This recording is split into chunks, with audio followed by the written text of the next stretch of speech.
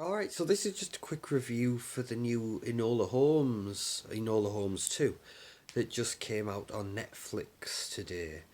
Of course, when the first Enola Holmes came out, I was interested to see it because of Henry Cavill as Sherlock. And, the first movie was fine. It was nothing great. It was alright. Obviously, Henry Cavill was the best thing about it. But obviously, we come to this sequel now.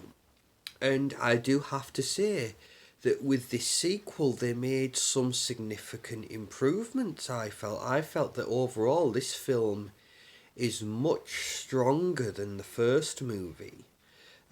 We get a lot more Henry Cavill, which is a good thing. And obviously, people were crying out for more Henry Cavill. I really like his Sherlock Holmes. Very different portrayal than what we've seen in the past. Obviously Basil Rathbone, Jeremy Brett, they play it much more, or much colder. And it's all about cold logic and reason. It's whereas Henry Cavill, he plays it much warmer.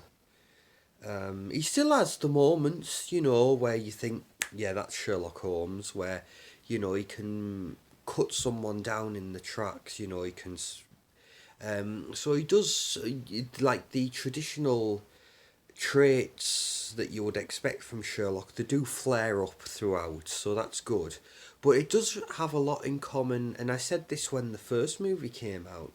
I feel as though Henry's portrayal has a lot in common with Roger Moore's portrayal from Sherlock Holmes in New York. A much warmer portrayal of the character.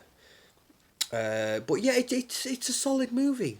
It really is. It's fun. It's enjoyable, and it's legitimately there's some legitimately interesting stuff in here. In regards to the mystery element, there's some very well done things in this. Some fun action set pieces as well. Obviously, Henry's great.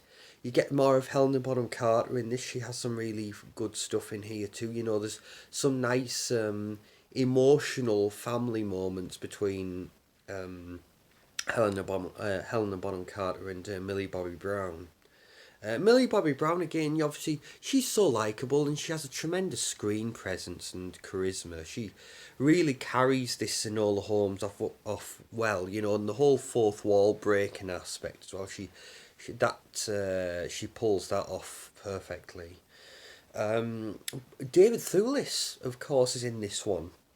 And his character is wonderfully villainous. David Thewlis is having a lot of fun with this one, and he plays one of those characters that you love to hate. What I will say is there are parts where it lets itself down. I feel there are parts. Obviously, there's YA parts, stuff that's geared to like a younger audience, young teen audience, which is fair enough. It is what it is. But also, there's parts where it gets a bit heavy-handed on what the critical drinker would refer to as the message, and I feel as though it hurts itself. But you can get past that. But there are some decisions made in this movie where I wasn't quite sure how to feel about it, and it did kind of leave a sour taste.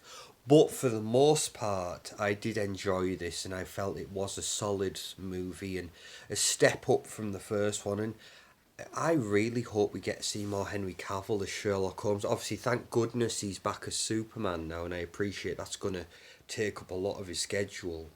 But I really would like to. I mean, it would be nice to see a solo Sherlock Holmes with Henry Cavill. But here's hoping. We'll see what happens.